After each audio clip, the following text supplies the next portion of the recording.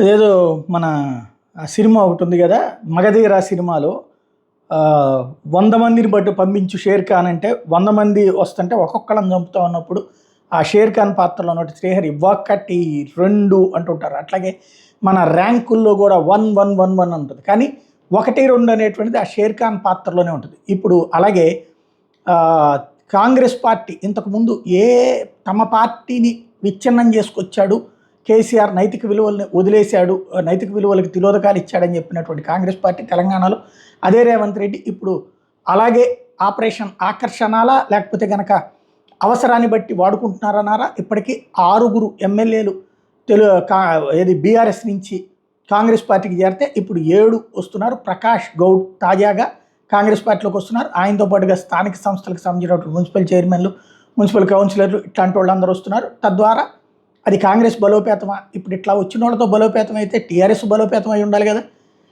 Congress party పని అయిపోయి ఉండాలి కదా, తెలుగుదేశం పార్టీ బలహీనపడి ఉండాలి కదా, లేకపోతే ఏదైతే మిగతా కమ్యూనిస్టులు వీళ్ళందరూ బలహీనపడి ఉండాలి కదా. మరి అందరూ బలపడ్డారు కదా. కాబట్టి వచ్చేసినంత మాత్రం ఒకళ్ళు బలహీనపడరు, ఇంకొకళ్ళు బలపడరు. కాకపోతే తాత్కాలికంగా తన పార్టీలో ఉన్నటువంటి శత్రువుల నుండి ఇబ్బంది లేకుండా చూసుకోవడానికైతే ఉపయోగపడుతుంది. అధిష్టానం నుంచి మంత్రివర్గ విస్తరణ లాంటి ఒత్తిళ్లు లేకుండా చూసుకోవడానికి ఉపయోగపడుతుంది. ఓవరాల్గా అయితే ఎథిక్స్ అనేటువంటి పదాన్ని మాత్రం పక్కన తీసేయచ్చు.